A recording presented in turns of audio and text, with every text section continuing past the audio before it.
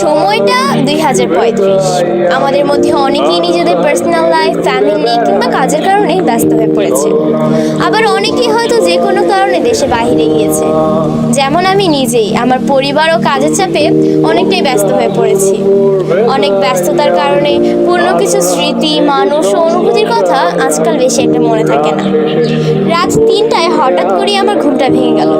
ঘুম ভেঙে যাওয়ার কারণে উঠে এক গ্লাস পানি খেয়ে আবারও ঘুমানোর চেষ্টা করলাম, কিন্তু কেন যেন আমার ঘুম আসছে না, শুধু অস্থির লাগছে।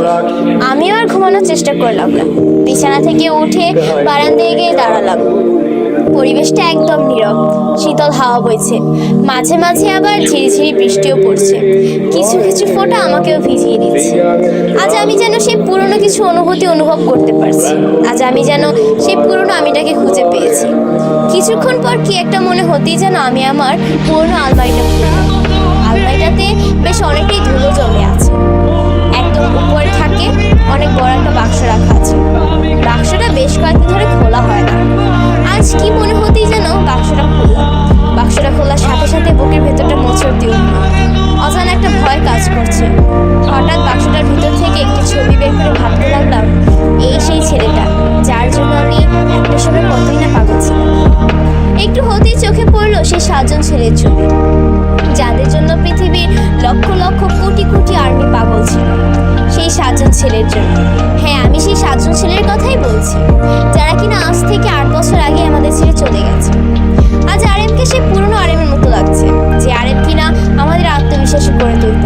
আজ জিনকে সেই পুরনো জিনের মতো লাগছে, যে জিন কিনা আমাদের বলেছিল নিজের প্রশংসা নিজে করো, অন্যের প্রশংসা পরেও করা যাবে।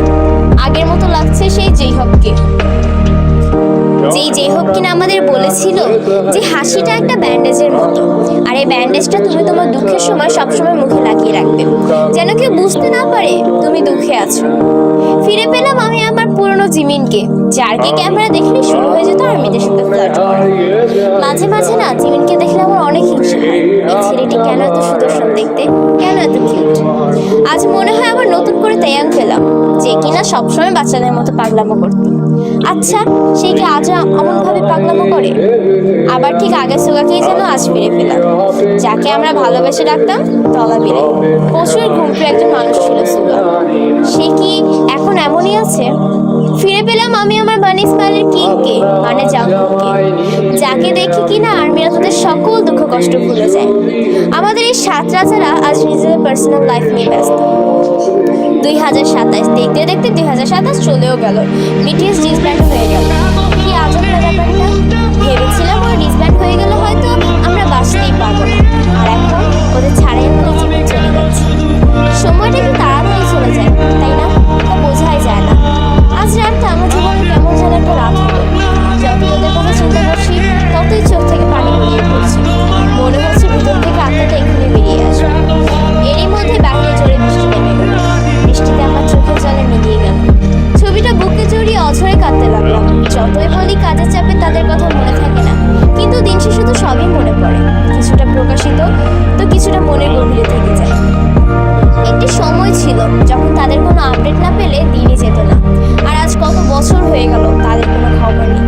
একটা সময় ছিল যখন তাদের পাশে অন্য কোনো মেয়েকে সহ্যই হতো না, আর আজ হয়তো তাদেরও কোনো শখের নারী আছে।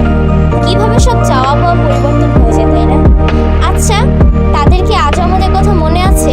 তারা কি আজও আমাদের আগের মতোই ভালোবাসে? বিটিএস কি আর কখনোই একসাথে হবে না?